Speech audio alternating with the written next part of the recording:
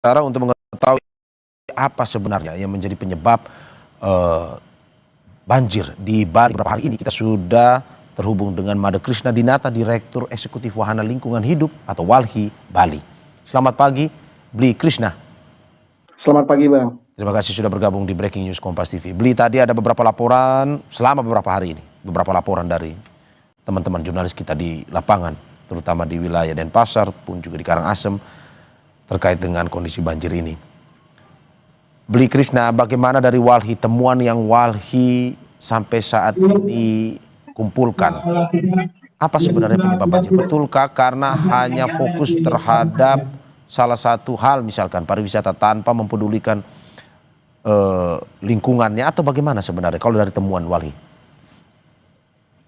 Ya, terima kasih kesempatannya. Pertama kan kita nggak bisa serta-merta menitik beratkan pada terjadinya hujan terkait dengan melihat bagaimana persoalan ini yang kita lihat hari ini, banjir begitu besar melanda Bali, tepatnya di titik kota Denpasar gitu. Ada faktor lain yang tentu sangat berpotensi signifikan yang menyebabkan banjir ini terjadi gitu. Yakni degradasi lingkungan yang dimana dasar mental itu adalah alih fungsi lahan kayak gitu. Nah, melihat hal tersebut, alih fungsi lahan itu emang masif terjadi di Bali. Bahkan banjir ini sendiri sebenarnya dia, menurut penilaian kami, itu adalah akumulasi, sebab satu dekade pertama itu Bali adalah kawasan atau bahkan provinsi yang memang jarang terjadi banjir kan sebenarnya seperti itu. Namun disedari 2021 kita udah mendapati adanya banjir besar, tepatnya terjadi di Jembrana. Terus 2022 kita juga mendapati bahwasannya Bali terkena banjir yang terjadi hampir di semua kabupaten, banjir serta longsor. Dan hari ini 2025 Bali kembali dilanda banjir besar yang bahkan sampai menyebabkan 14 orang tewas, 2 orang belum ditemukan, hingga 600-an lebih yang tersebar di berbagai kabupaten itu terdampak seperti itu. Jadi alih fungsi lahan menjadi faktor yang signifikan, yang dimana ada salah satu titik yang kita coba telusuri, yakni Das Badung gitu. Das Badung sendiri terkonfirmasi mengalami tekanan pembangunan yang sangat tinggi. Oke, jadi kecurigaan WALHI ada alih fungsi lahan. Ya. Oke. Dan itu masif terjadi. Ya. Dalam konteks pembangunan berbagai infrastruktur dan juga akomodasi pariwisata kayak gitu. Seperti Das Badung misalnya, yang dimana tekanan pembangunannya tinggi. Itu bisa dilihat dari tanda di mana yang tadinya lahan pertanian sawah itu berubah jadi bangunan terbangun, lalu perkebunan juga menjadi lahan berbangunan terbangun, dan yang lebih parahnya lagi, pembangunan itu sudah bahkan mengokupasi atau mencaplok ruang-ruang sepadan sungai seperti itu. Jadi hal-hal tersebut tentu akan mendistorsi terjadinya bencana, yang akan mengurangi daya resapan tanah dan lain sebagainya, dan bahkan mempercepat kecepatan air gitu. Seperti itu. Jadi alih fungsi lahan itu adalah satu faktor signifikan, serta tata kota atau penerapan tata ruang yang kami nilai sangat serampangan, amburadul, sehingga menyebabkan berbagai pembangunan gampang dilakukan, ditambah distorsi dari regulasi yang ada dari Undang-Undang Cipta Kerja dan turunannya adalah OSS, Online Single Submission gitu, yang menyebabkan Bali masif pembangunan, masif alih fungsi lahan, dan sangat rentan terhadap bencana. Salah satunya banjir, seperti itu, Bang. Oke, Mas, alih fungsi lahan menarik. Karena apakah memang selama ini dalam pembangunan yang dilakukan oleh pemerintah setempat, tidak ada dialog ataupun ahli yang didatangkan untuk melihat bagaimana struktur pembangunan yang nanti akan dilakukan ini bisa berdampak kalau ada kejadian luar biasa seperti banjir ini dan berdampak kepada masyarakat? Apakah tidak ada dialog ataupun nasihat ahli seperti itu, misalkan dari WALHI sendiri ataupun ahli lingkungan yang lain terhadap pemerintah kala ingin membangun pembangunan di tempat tersebut? Ya, perlu kami sampaikan juga, WALHI dari awal itu tergabung di dalam Komisi Penilai AMDAL. Ya. Jadi kita acap kali juga dilibatkan dalam beberapa pembangunan akomodasi dan juga infrastruktur di Bali. Ya. Dan dalam ruang-ruang tersebut, WALHI Bali itu acap kali tidak hanya memberi masukan, bahkan protes terkait dengan teman-teman seperti misalnya pembangunan akomodasi pariwisata yang melabrak sepadan pantai, pembangunan akomodasi pariwisata yang melabrak sepadan sungai, pembangunan akomodasi pariwisata yang berpotensi mengalihkan lahan pertanian basah, serta pembangunan akomodasi pariwisata yang justru dibuat di kawasan rawan bencana seperti itu. Ya. Kita acap kali melakukan protes-protes terhadap rencana pembangunan karena bagi kita, kalau umpamanya kita melihat dokumen resmi di Bali sendiri, RPJMD itu, Ya. kita melihat bahwasannya hampir daya dukung daya tampung hampir seluruh kabupaten di Bali itu sudah terlampaui. Sehingga sebenarnya udah nggak ada kata lagi atau sikap kompromistis lagi kalau bahwasannya pembangunan utamanya yang berpotensi ekstraktif terhadap lingkungan itu mesti dilakukan kayak gitu. Oke. Justru hari ini kita mesti berbenah dengan bagaimana melakukan tata kelola lingkungan agar mendapati Bali menjadi tangguh dalam memitigasi bencana dan berkelanjutan di Bali seperti itu. Oke, Bli Krishna, tahan sebentar karena saya akan menyapa salah satu narasumber kita lagi, Putu Rumawan Salain, ahli tata kota Universitas Udayana. Selamat pagi, Bli Rumawan. Iya, selamat pagi Mas. Selamat pagi Krishna. Bli, Jumpa lagi. bersama kita juga ada Made Krishna Dinata, Direktur Eksekutif Wahana Lingkungan Hidup Walhi Bali. Iya.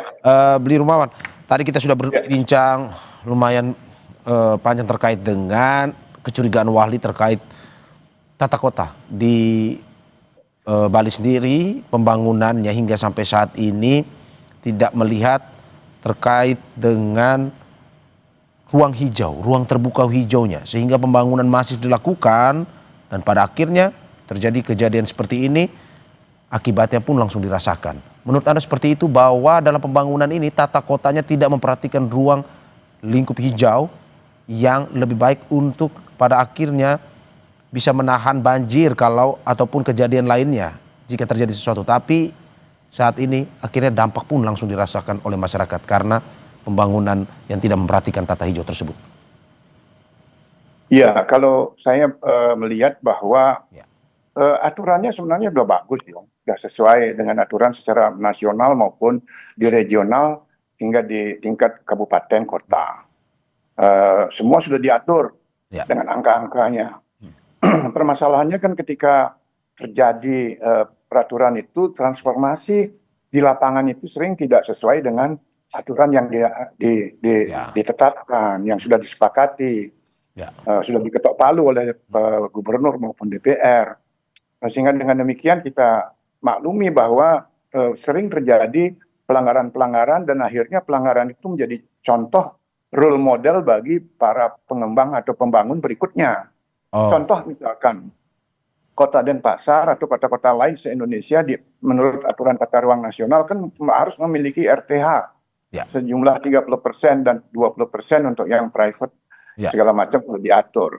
Nah, kita kesulitan, sesungguhnya memang Denpasar kesulitan untuk mencari RTH di sejumlah 30% karena apa?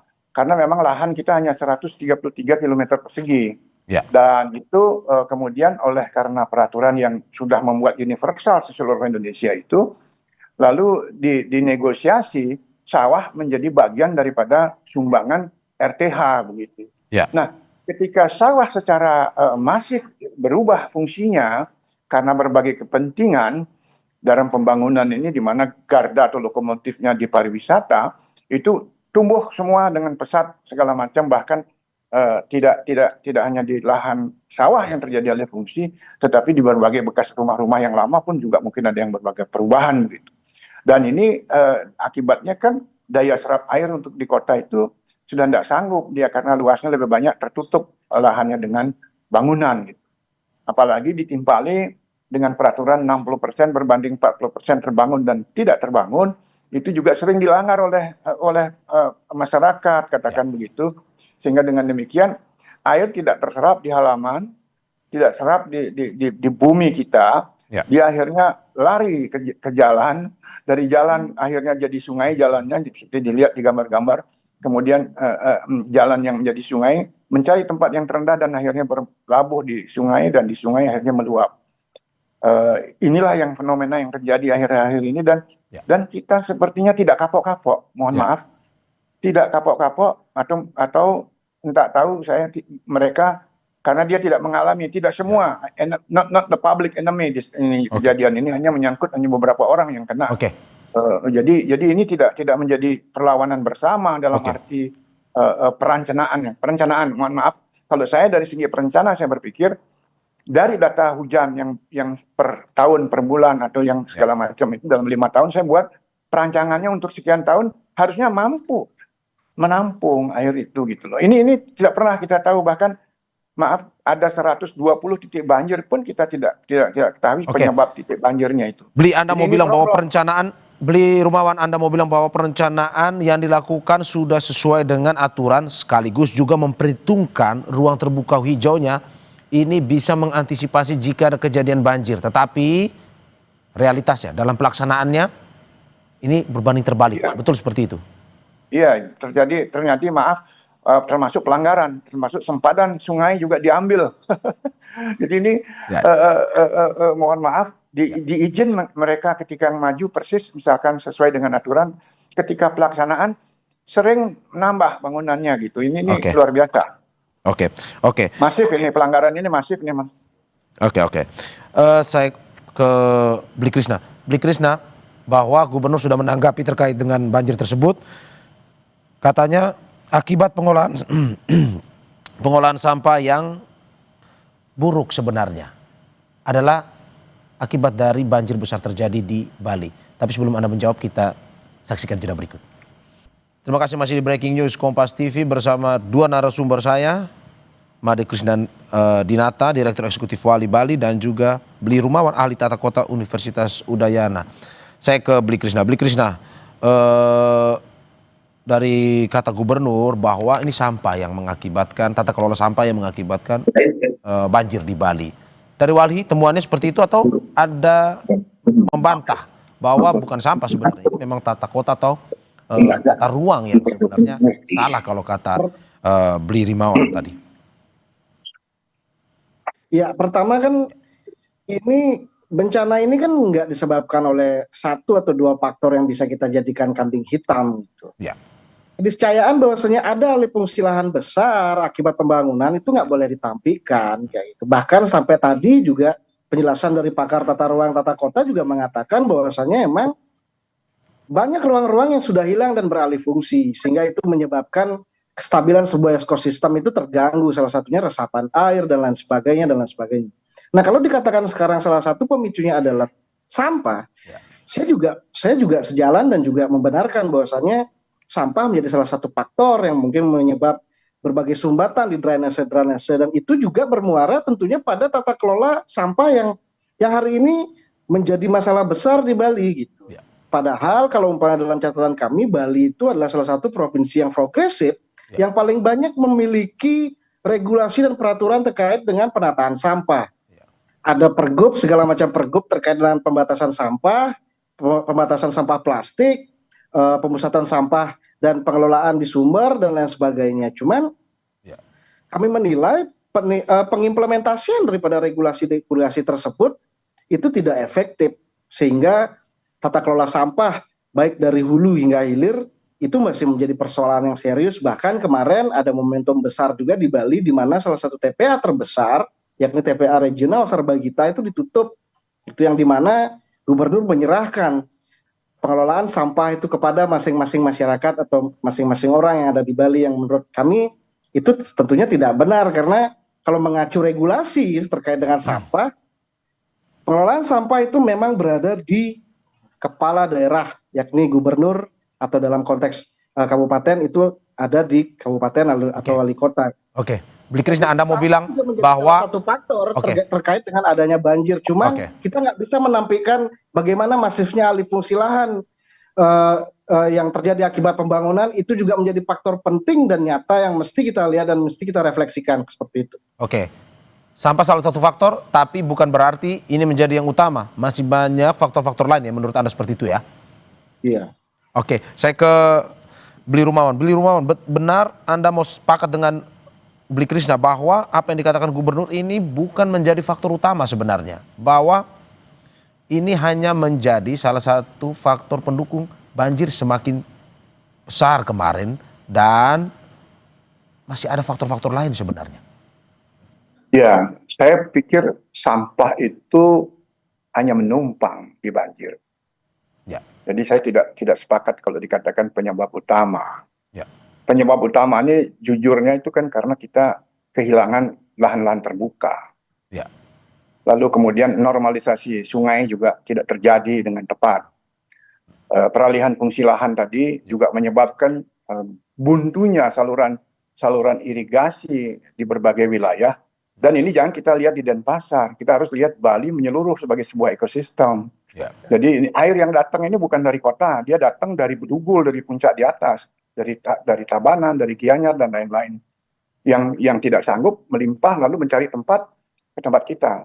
Coba kita bayangkanlah sekarang, atau 100 meter persegi lahan sawah, misalkan 10 kali 10, itu ada 10 cm, itu sudah bisa kita hitung berapa meter kubik yang bisa diresap, ditampunglah dulu katakan di sawah. Kalau dia sudah tidak sanggup, dia akan melimpahkan ke jalur irigasi yang disebut dengan sistem subak itu, dan pasti nanti terbuangnya di sungai. Di sungai dan nanti akhirnya bermuara ke laut. Sistem ini yang tradisinya menurut saya luar biasa bagusnya, ketika pendekatan modern berlangsung, terputus, tidak ada yang menyentuh, mohon maaf, selesai urusan jual beli tanah, dia di notaris, agraria menerbitkan sertifikat dan lain-lain, tidak ada yang peduli. Ya. Hadiran sawah nih, sehingga dengan demikian sebenarnya secara sistematis ini perlahan-lahan pertanian ini terbunuh dia ke depannya. Dan ini berbahaya karena memang kita lihat bukan soal kepentingan padi, tetapi adalah kepentingan antara kepentingan keberadaan ekosistem dan ekologi yang memang mohon maaf, Bali sebenarnya nyaman ketika kita lihat pengaturan perbandingan lahan terbuka dan tertutup itu masih seimbang sesuai dengan aturan yang dibuat gitu. Jadi ini kan karena ulah kita sendiri. Tidak, kita mengerti perencanaan tapi kita tidak sanggup merencanakan yang baik. Jadi kita terlalu pragmatis, hanya melihat uang yang kita terima hari ini, tidak berpikir bagaimana keadaan di mendatang yang bagi anak cucu kita. Ini yang harus menjadi penekanan kemudian kedua pemerintah, sehingga dengan demikian harus direvisi atau direview Perda Tata Ruang 2023 yang kemarin ini terjadi. Setidak-tidaknya dari segi pertama adalah soal banjir yang sedang kita hadapi, yang kedua sampah, yang ketiga infrastruktur jalan, transportasi, dan yang berikut adalah listrik, dan yang terakhir adalah soal air bersih. Oke. Ini problem besar buat Bali. Kalau ini tidak bisa, mohon maaf, tata ruang kita semakin rusak, karena memang di dalam aturan tata ruang itu selain struktur kan kita harus berpikir kepada infrastruktur yang terjadi di dalam pengisian ruang-ruang yang ada di seluruh Bali ini. Oke. Demikian. Oke. Saya kembali ke Bli Krishna. Bli Krishna, bagaimana sejak kapan kalau dari data Wali? Sejak kapan ketidakpedulian terhadap ruang terbuka hijau ini dilakukan oleh pemerintah setempat, dan apakah mungkin dengan kondisi seperti ini sudah terlambat bagi kita untuk melakukan restorasi terutama di wilayah kawasan yang membutuhkan hutan ataupun membutuhkan ruang terbuka hijau? Ya, sebenarnya kalau berbicara wacana terkait dengan alih fungsi lahan, kami pribadi di Walhi Bali ini udah dari 12 tahun yang lalu udah ngomong, bahkan dari tahun 2012 kita udah komplain terkait dengan bagaimana Bali ini udah kelebihan kamar, kelebihan akomodasi pariwisata berupa hotel, villa dan lain sebagainya kayak gitu. Dan wacana alih fungsi lahan tuh udah kita dengungkan kala itu gitu. Bahkan gubernur sebelumnya itu sampai membuat sebuah regulasi terkait dengan yang namanya moratorium Bali Selatan kayak gitu. Nah, kalau umpamanya mengacu hingga hari ini, justru hal-hal tersebut nggak tercapai dan nggak terimplementasi dengan baik, dan justru yang kita dapati adalah bagaimana laju pembangunan serta alih fungsi lahan itu justru makin membabi buta di sini kayak gitu.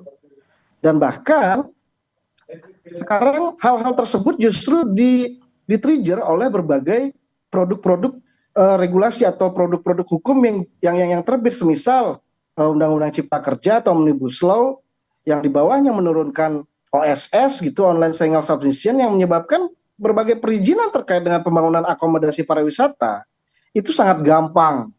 dan mudah dilakukan. Bahkan tidak jarang kita mendapati bahwasannya suatu instansi atau perusahaan tertentu itu bisa membangun lebih dulu tanpa melakukan konsultasi atau perencanaan kepemilikan terkait dengan dokumen lingkungan kayak gitu. Di mana banyak bangunan, banyak case yang kita temukan bahwasanya akomodasi pariwisata dibangun sebelum memiliki AMDAL yang dinyatakan layak kayak gitu. Jadi salah satu impact daripada regulasi atau peraturan yang sangat mempermudah perizinan investasi ini juga menjadi bumerang yang amat keras menyerang Bali, terutama dari alih fungsi lahan dan masifikasi pembangunannya sendiri, sehingga Bali berada dalam posisi teramat rentan terhadap bencana yang dimana hari ini kita sedang menghadapi krisis iklim secara global seperti itu. Oke, saya ke Bli Rumawan. Bli, bagaimana Anda melihat apa dampak terburuk bagi Bali jika kejadian banjir ini saja sudah kita rasakan dampaknya? Informasi terakhir 16 orang yang meninggal. Kalau misalkan restorasi ataupun pemerhatian terhadap ruang terbuka hijau ini tidak dilakukan sesegera mungkin oleh pemerintah, apa dampak terburuk yang bisa diprediksi akan terjadi pada Bali? Ya, begini, saya sepakat untuk berpandangan bahwa pariwisata ini bukan satu-satunya yang memberikan jaminan kehidupan bagi Bali. Pariwisata ini cukup rentan. Begitu terjadi perang misalkan di luar negeri, itu beberapa orang tidak boleh datang ke Bali. Atau misalkan sakit kolera saja terjadi di Bali, tidak akan datang pariwisata. Jadi maaf, ribuan kamar tidak akan terpakai, ribuan pekerja juga tidak akan bekerja dan tidak ada uang. Begitu juga saat COVID kita perhatikan dan kita lihat. Oleh karena itu Bali harus berpikir membuat alternatif lokomotif kedua dalam pembangunan ekonomi ini. Sehingga dengan demikian kita tidak terlalu menggantungkan dengan pariwisata. Ini masalahnya kalau kita katakan sekarang ini sampah, lalu banjir, lalu macet. Jadi mungkin kita tidak mendapatkan lagi destinasi yang terbaik di dunia. Tetapi akan dijauhi. Atau kalaupun datang mungkin dia akan length of stay-nya menjadi pendek. Tidak bisa menyaingi Singapura, tidak bisa menyaingi Bangkok apalagi. Nah oleh karena itu menurut saya kita harus berbenah. Salah satu titik yang mesti harus kita pikirkan sekarang penyebaran pembangunan ini harus merata di seluruh kabupaten. Karangasem, Bangli, Jemberana itu harus dibuatkan magnet-magnet baru yang memang akan menjadi tumbuh besar. Tidak terkonsentrasi di Bali Selatan, khususnya Badung dan Denpasar ini. Atau Sarbagita lah kalau diluas lebih luas sedikit daripada tidak seluruh dari 8 atau 9 kota kabupaten yang ada di Bali ini. Sehingga dengan demikian linknya itu harus dibangun, akses yang harus dibuat di seluruh Bali ini membuat mudah. Ini mohon maaf ya masih ada isu lagi yang akan memporak-porandakan lingkungan dan lain-lainnya. Kalau jadi misalkan bandara di Bali Utara, saya nggak tahu Krisna setuju apa tidak. Buat saya ini tidak, Pak. Akan lebih begini berat lagi bagi Bali. Barat bagi Bali, mohon maaf, mungkin saya sudah, kamu orang tua nggak percaya, nggak setuju, enggak. Coba berpikirlah, ini membangun kota baru lagi di satu tempat yang akan daya dukung Bali, pasti Krisna akan menganalisis dengan teliti di samping kerusakan lahan dan kerusakan sosial dan budaya. Ini loh permasalahan yang kita hadapi ke depan itu. Mohon maaf ini habis ini boleh saya minta izin ya karena saya sedang ditunggu di DPR ini sudah beberapa kali dipanggil. Silakan Bli Rumawan. Terima kasih. Ya, Terima kasih. Udah kena ya, substansinya perlu kena ya. Ya, sangat tersampaikan apa yang memang menjadi keresahan tidak hanya sebagai seorang ahli tapi juga dari masyarakat Bali sendiri. Terima kasih. Ya, Rumawan Salahin, ahli tata kota Universitas Udayana atas apa yang disampaikan. Saya terakhir ke Bli Krisna, singkat saja Bli. Bli Rumawan boleh?